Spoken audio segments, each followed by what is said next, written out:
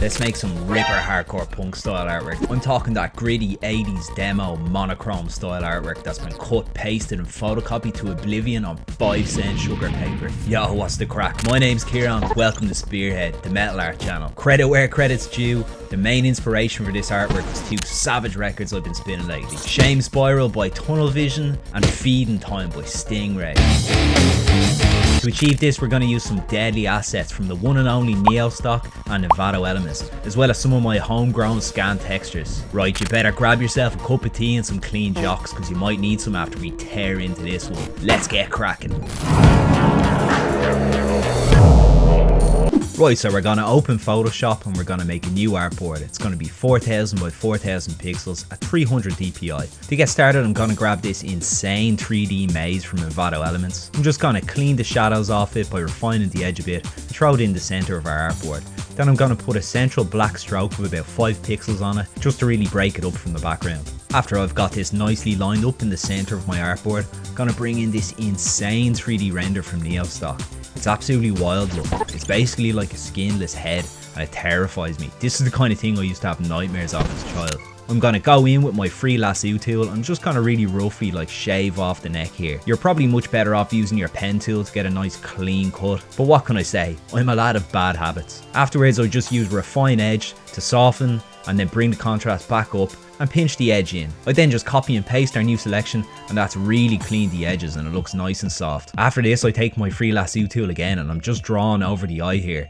I'm then going to copy and paste it and invert it to give it a really demonic weird looking look. I then duplicate my new inverted eye layer. I mirror flip that horizontally and then drag it over the eye on the left hand side as well. After this I take these real cool 3D models out of ionic columns that I got on Envato Elements. I really wanted to play on the sort of extra dimensional mind palace that Big Nasty wanted by using a lot of classical Greek imagery such as the Minoan maze there and these ionic columns. I then grounded the full scene with this nice mosaic flooring here. That was an accidental pun, but my god it was a bad one. I'm then using my skew and perspective to line it up so we're straightening the edges of this. I duplicate it and mirror flip it horizontally so we've got a nice semicircular mosaic motif that we're going to put underneath the maze here and it should frame it nicely. Then going in with my marquee tool, making a selection, using our colour dropper to take the terracotta from the tiles here and then I'm filling that to make it look like it's got some depth. I could have used the perspective grid here, but I didn't want to lose the real rough and ready feeling of that hardcore demo style we're really hoping to achieve here. Now I'm bringing these two amazing assets from Neo stock.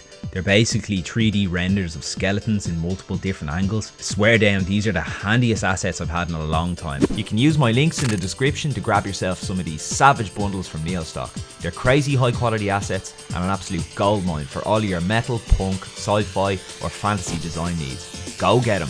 When discussing the concept for this artwork, myself and Big Nasty briefly discussed the self-confronting the ego, and I'm trying to bring a lot of that imagery in here, like the two skeletons are looking at each other being like, come on now, cop on, whereas the big floating head could represent a much more deeper consciousness, maybe that of the universe. Once I have these laid nicely out, I'm just going in and I'm cleaning up all my edges on all my different layers. I'm also putting a small central black stroke on the skeletons to kind of break them up from the overall scene. After this I reduce the size of it and get it sandwiched nicely within the artboard because this is going to be cover artwork at the end of the day. Then I'm bringing this amazing energy effect from Neo stock in and I want to put this in the background to make it kind of look like a wormhole or some sort of hellscape in another dimension. I played around with putting it behind the head, but then I decided I'd stick it behind the maze here and use this as our background for the whole image. Now on the top of all of our layers I've put a black and white adjustment layer and this will kind of give me an idea of how this will look when it's all black and white. And then going in, cleaning up all the edges on a lot of my layers. I'm kind of nip tucking here and there and I'm aligning things correctly. I've then taken a big soft eraser and I'm feathering in the edges and the lightning on this like energy effect because I want the blends to be seamless. A lot of this will be covered with the texturing I'm going to use, but it's always a good habit to clean as you go. Then I have a quick pass through all my layers and I'm just kind of nudging the contrast up on all of them so we can really see what the photocopy effect is going to be like. Here I'm putting in my new Spearhead vinyl scans. Now these textures are real nice because I have a lot of beat up old records and I've scanned them in at really high quality. These will give it that really authentic feel. I do find it funny now that we're going to such lengths to digitally recreate these effects that just kind of happen from natural wear and tear. So I invert this texture and I drop it to the bottom of our artboard, and then I kind of whack the contrast up on it. After this, I'm going through my layers and I'm bringing the levels down. I'm really increasing the blacks on all these layers. Then I take our skeletons layer and I put an extra white stroke on the outside to further break them up from the rest of the composition, just so the lovely details of the edges of the bones don't get lost with all those cool blocks of the maze and the mosaics on the floor. So if you've made it this far into the video, give us a like and subscribe, it really goes a long way. And don't forget, I've left you a nice folder of assets in the description that you can use for all your projects going forward. Cheers. As you can see, the whole time I'm kind of just nip tucking and chopping and changing things. I'm bringing levels down and levels up. I'm going in with our burn tool and I'm putting extra depth on things by providing shadows in the background. All of this is really by eye. As I said before, there is no real rules here. It's firmly playing it by ear. And to be honest, every hardcore and punk band I was in, I just played it by ear. I didn't know what I was doing half the time.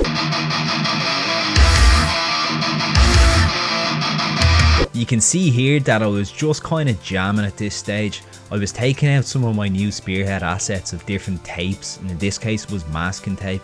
And what I wanted to do was like throw tape on the top and bottom and make it look like the logo and the record title was on these like two pieces of tape, just kind of like whacked on and then photocopied. But in fairness, I think that was a little bit overboard even for myself. So I opted just to get rid of the tape and go for a cleaner option, but not before I put an internal stroke on the tape and whack the contrast down so you can see the grid on it. It does look kind of cool, but it just wasn't what this artwork was looking for. Now I'm taking some of my Spearhead grit and I'm just overlaying that on top of all the artwork. I want to really make this look damaged and busied up, so I'm taking the black grit and putting it all over the artwork. I'm inverting it into white and then I'm doing the same thing. So the white's going to make it look like the black ink has been chipped away and the black is going to look like ink spray or bleed. These textures are my latest ones. I think these are India ink or maybe spray paint that I scanned in. Regardless of which it was, they really look the business. Now for the record title, I basically just typed it out using my new font SHM The Storm.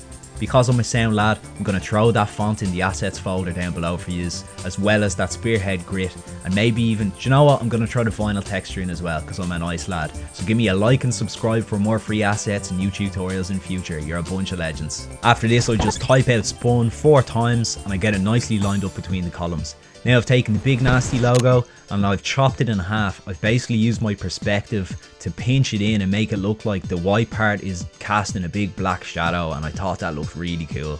It definitely works a lot better than the tape that I was going for initially, so I was happy out that I opted to throw that in the bin. Now I've rasterized my album title here, and because it says spun, I decided I'd do something fun and just kind of like twist it around. So I'm basically just like copying and pasting different parts and spinning them 180 just to make it look like the album title is kind of like spinning along and bouncing along as it goes, if you get me.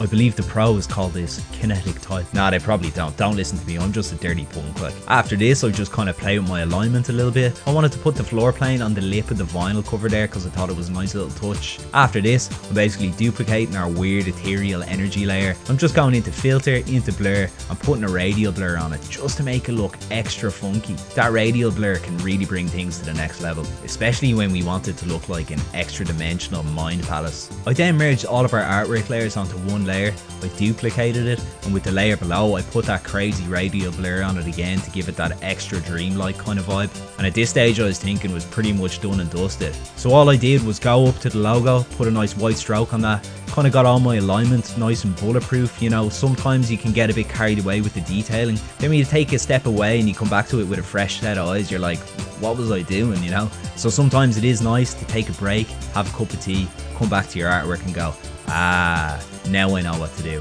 After playing with some perspective on the album title to provide a little bit more motion going on, I then go into filter, into the store and into displace, and I run it through a nice displacement map to grid it up even further. If you want to see a full tutorial with far more detail about displacement maps, check the little link up there.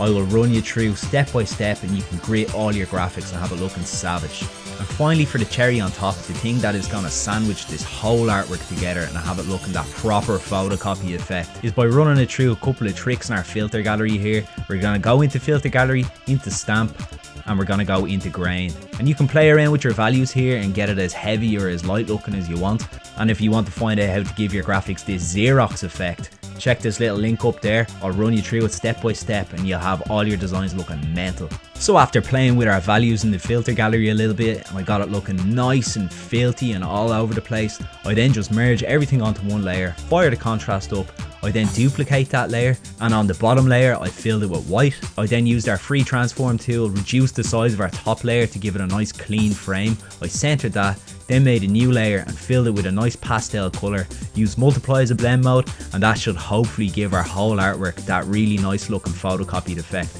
As I said, we want this to be a nice photocopied print on some cool pastel sugar paper. I then went into hue and saturation, played with our values a little bit until I got a colour I liked, and bam, we are donezo.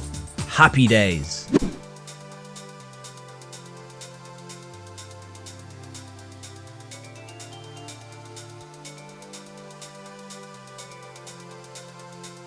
So nice one, cheers for checking the video out, I really hope that helped. It is kind of cool how we can replicate all these different styles just using Photoshop and a few little tricks along the way. As always, give us a like and subscribe if you found that useful, I really appreciate that. And don't forget, there's a nice little folder in the description with loads of bits and bobs for you to play around with. And if you enjoyed this vid, check out this playlist with loads of other tutorials. There's sure to be something to tickle your fancy. And if you want to join the Spearhead community Discord, the Scrap Heap, the link is in the description. Feel free to join that, we'd love to see you there. If you have any questions about anything I did in this video, please feel free to shout in the comments, I'll be more than happy to get back to you. So thanks a mil for watching, I'll see you in the next one. Peace out.